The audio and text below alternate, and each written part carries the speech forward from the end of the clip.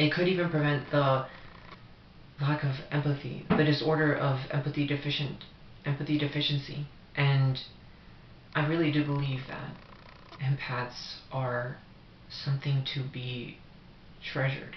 They are not better than anyone else, but they're different in an extreme good way, and they can help others if others can show the same care for them. Anyways, as I was talking about, empaths do have unique, powerful abilities, and they are not psychic, they are not telepaths, although some can be born that way. But there is differentialities between that. I mean, I don't really think empaths have that kind of ability. I think that's more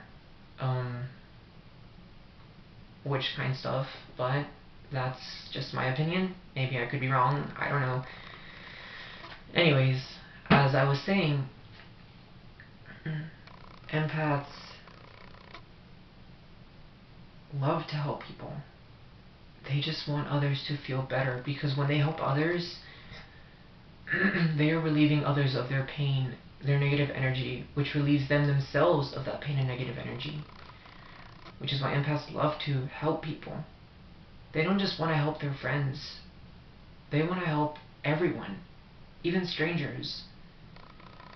And no matter what level of an empath you could be, you will always be understanding, because you just have a bigger insight into understanding someone and knowing where they are coming from, because you feel first before thinking anything. Whereas the average person thinks and then feels. An average person with empathy would portray themselves in that scenario and try to see how they would feel in it, whereas an empath would immediately know how they feel, and they would feel that same way, because it's how an empath is born. It's how they are.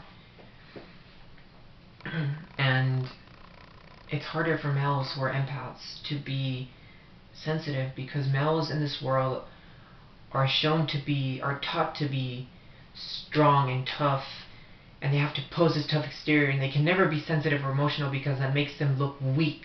It makes them look as emasculated. It demeans them of their masculinity. I think it's that. I think that's how you say it. And it's harder for males who are empaths to be sensitive, which is why I want to tell males who are empaths that don't be afraid to be sensitive or emotional.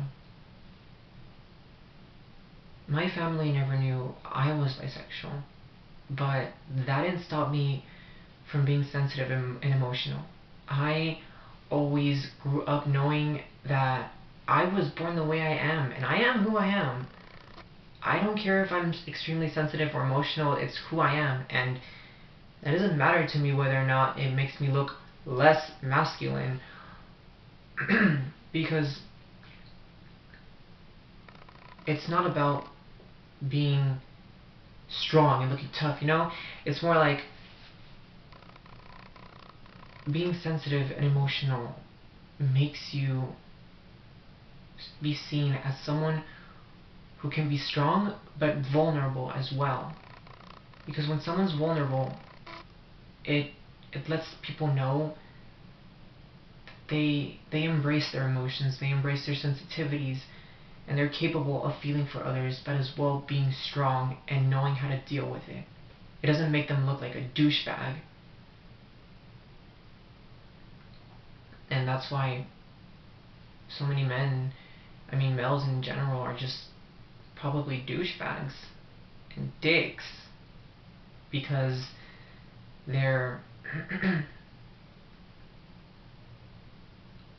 they're taught to be tough and never to reveal any emotions, but that only causes psychological problems for them and leads to depression and anxiety and self-doubt and so many other problems. Which is why I encourage males and even females who who have to deal with that too, to embrace their emotions, to embrace their sensitivities, because it is what makes you a better person. It's what helps you empathize for others, and it's what helps you care for others in an extremely deep way, which creates this wonderful feeling inside of you of happiness and inner peace. And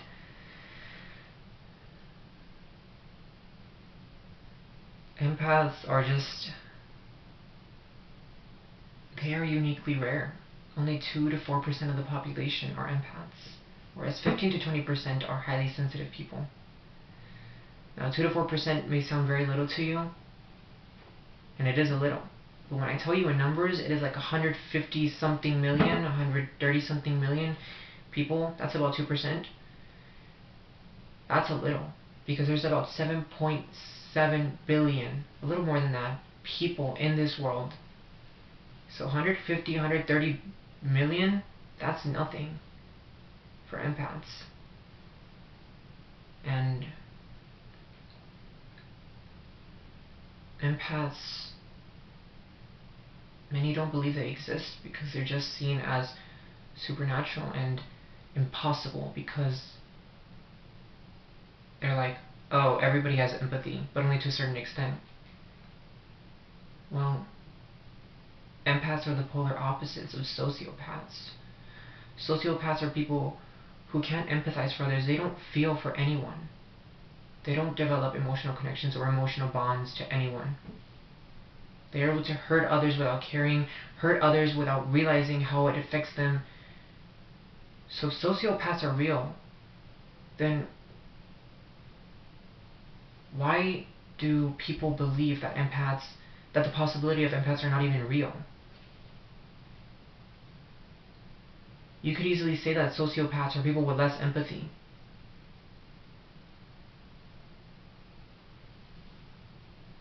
Empaths aren't a science fiction, and they're not some sort of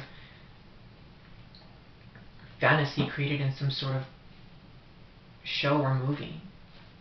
They're people.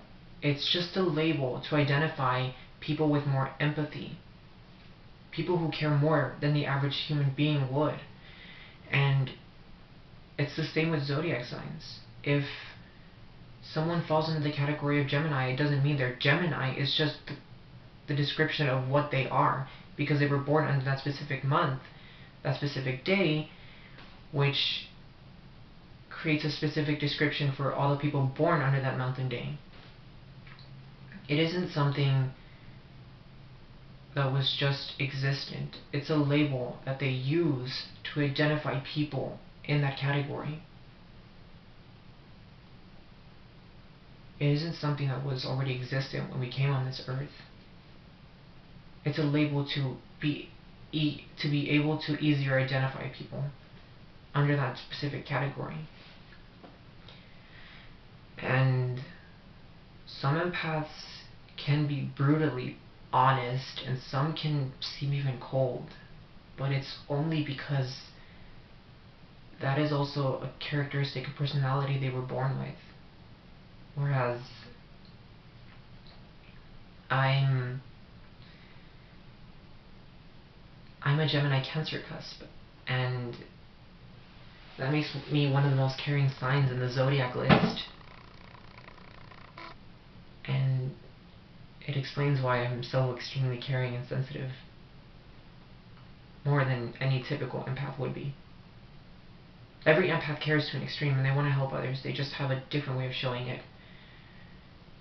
Whereas I would be seen as the average, typical empath, but that's not exactly the only kind of empath there is. There are others who are cold and brutally honest, but it's only because they care. And there is a quiz online you can go and take to see if you or others that you care about, your loved ones, are empaths. And you go online to google.com and you search up Dr. Judith Orloff, empath, quiz.